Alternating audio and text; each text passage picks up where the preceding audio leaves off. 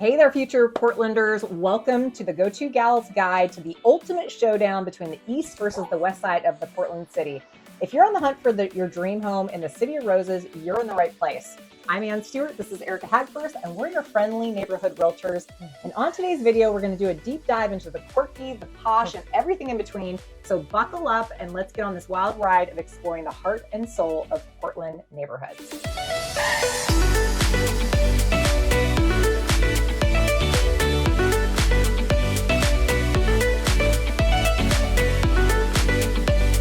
Now let's get down to the 7 key points that'll help you navigate the vibrant landscapes of the East Side and the chic allure of the West Side. But hey, before we dive in, make sure to hit that subscribe button and ring the notification bell. You don't want to miss out on all the insider tips and neighborhood secrets we're about to spill. And if you've got a favorite side already, give us a shout in the comments below. East Side or West Side, where do you think the magic happens? Okay, so to start with, we're going to talk about the difference in neighborhood vibe. So East Side is a very artsy, eclectic, kind of bohemian vibe. You've got a lot of these, individual neighborhoods that are very established. People, specifically search out like Laurelhurst, Hollywood, Ladd's Addition, a lot of Sherwood, all of these little specific neighborhoods, and they all bring something to the table. But what you won't find there are a lot of the big box stores, the chains. You're not going to have a Target in Sherwood. You're going to have to go to some of these more outskirts, kind of like the main roads in the area. But it's super cool because you're going to have a lot of businesses next to homes, and that's part of the feature or the attraction of the like East walk Side. down the street. Yeah, to you're coffee walking shops down and to your Starbucks, which is, I will say there's Starbucks everywhere, but that's Portland. You're going to walk down to your coffee shop or to your favorite restaurant, but you're not going to have to get on a train. I mean, walk scores are very big for the buyers that we find who want to be on the East Side. Your boutiques all super close to your home. So you can just pop out the door. You don't even need a car.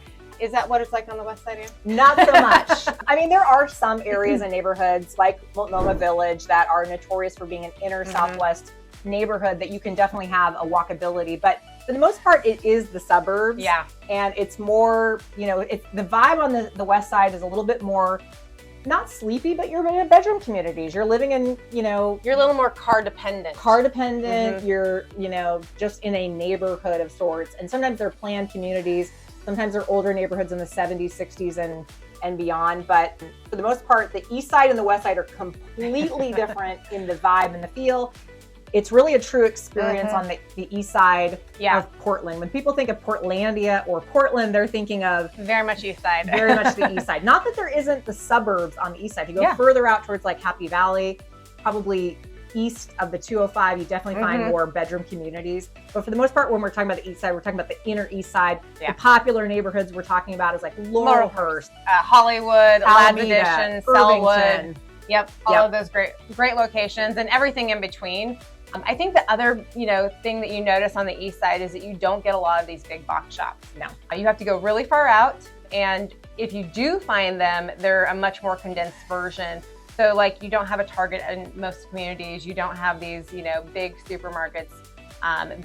We have a lot of local chain supermarkets, kind of like New Seasons, and we do still have Whole Foods. There's a few other smaller options around. And that's what you tend to find in these communities, but they're all walkable. So you can take your grocery bags and walk on down to the grocery store if you forget that you need sugar. Those are all options. And the bikeability score. So those are two scores that you will find if this is an important key to your lifestyle, or the bikeability score and the walkability score. So, and we can always direct you where to find those if you're having trouble. But that's not, as we mentioned, you're dependent on the West Side for a car. Not to mention it's a lot more hillier on the West Side, a lot more hills, and it's just not as easy to be walkable and bikeable, even if you want it to be. The one thing I will say is if you're an outdoor enthusiast and you tend to bike a lot, the West Side is amazing. The West Hills are fantastic for a lot of biking. Hobbyists. Yes, I mean, not so much, hey, I'm going to go down and get my groceries and jump on a bike. No, whether you're training for triathlons or just, any sort of biking, the West Side is amazing for that. So next we're going to talk about outdoor activities. That's a big thing. Obviously, if you're living in the Northwest, we love to be outside. And, if you're talking East Side versus West Side, East Side is going to be probably a half hour minimally closer to things like the Gorge or getting to the mountains for skiing, which is fantastic. Parks are a big deal because the lots tend to be smaller on the homes. If you have pets that you want to get out for walking or exercise, as well as yourself, parks are a big deal, so your proximity to those. But the nice thing about the east side too is that you're generally pretty flat. So you can get out, you could ride your bike, you could walk, and you don't have kind of, you know, a lot in your way to prevent you or make it difficult for you to get to those amenities. And what's it like over on the east or the west side? Well, the west side is a lot more hillier, so we do have parks, and people really like parks on the west side, but it is a little bit harder, more challenging to just walk down the street to a park unless it's within the neighborhood limits that you're living in, and that can happen. We are closer to the coast by about a half hour, so you shave off a half hour on both sides of the river, depending on if you live on the east side, you go to Mount Hood, you west side go to the coast. But you know, it's one of those where there is outdoor activities on either side of the river, so it's not impossible, you know, to get to them. It just depends on how you like to live your life. That's what we're talking about, is lifestyle. So like east side really focuses on the walkability. We did a video on Laurelhurst, and I think we saw 1 million walkers in that neighborhood. It was like, all the time. Like I don't know that I've ever seen so many walkers. And it's flat, and people love to walk. So on the west side, it's a lot hillier in most areas, and so you see fewer people out there on the, you know, going up and down the hills, but it's possible. So those are just kind of the differences of both sides when it comes to outdoor activities. Yep, really it's going to boil down to what do you want to be closest to and what's important to you. So one of the biggest things you hear about the differences in the east side versus the west side is the food and culture scene. Yeah. Obviously we all love food here in Portland, and a lot of people come here just to like visit and eat the food. But when you hear about the food scene, you're really talking about the east side of the town, aren't you? It's so true. I mean, east side is the most popular because it is so, you know, such a smaller venue in the terms of we have local. We don't have big chain restaurants over on the east side. That's not what draws people over there. It's places like Screen Door, the one-off restaurants, you know, and what happens is these places become almost like cult followings. Totally. I mean, so an example would be like Pips Donuts.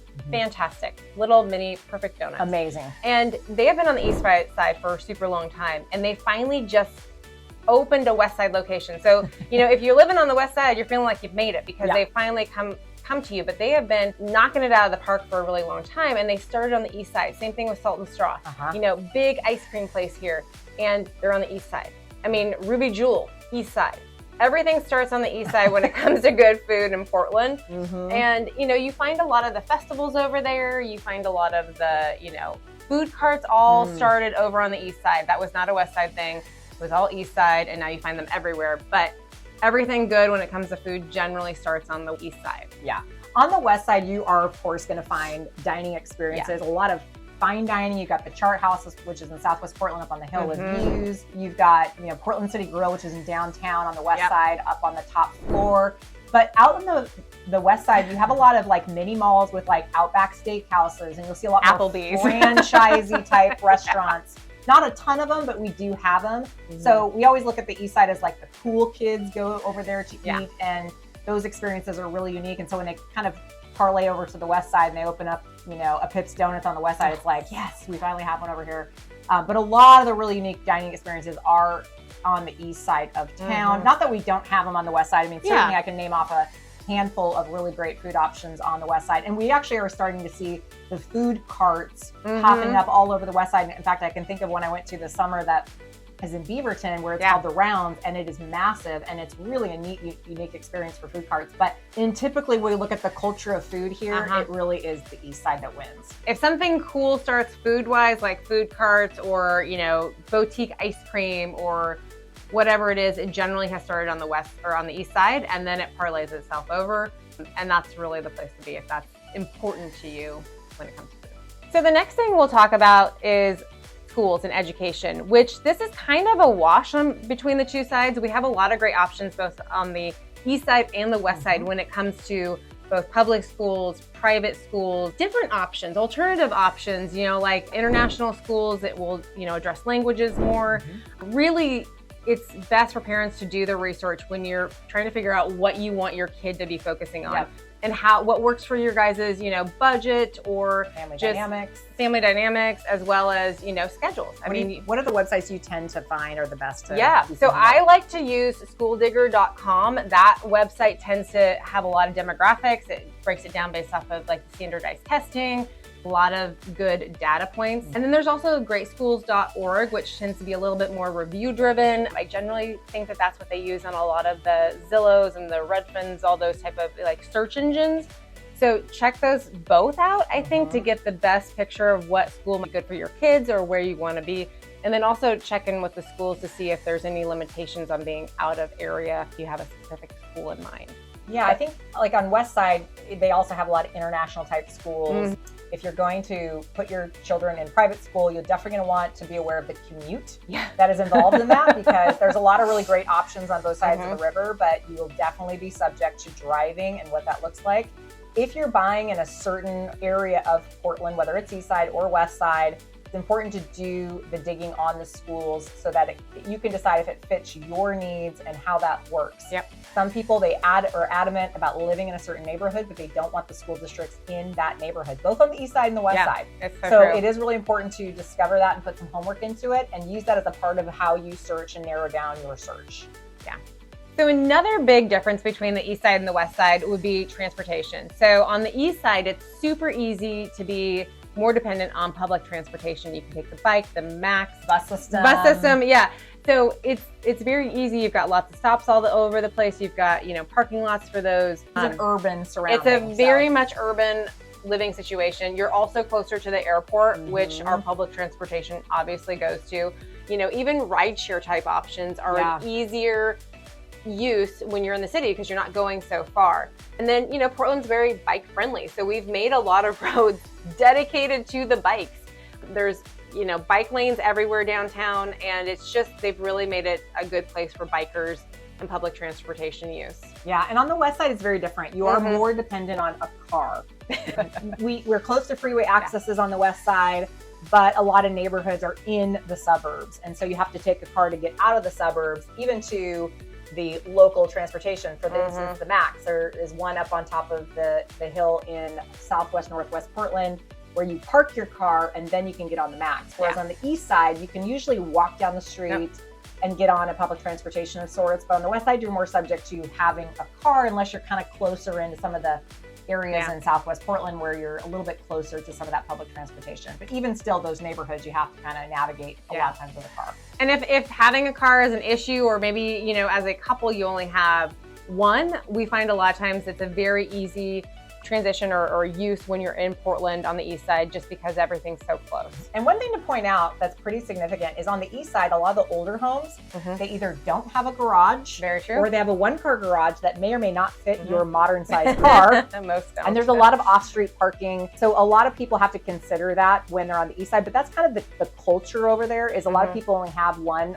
person might bike a lot or walk a lot to public transportation, whereas on the west side, you are really, you find lots of cars. I mean, most families will have, each party has one, and then if they have kids have cars too. And garages are kind of a mainstay on the west side because people do have more than one car, and they oftentimes want as much garages as they can get. Oh yeah, 3, 4, 5.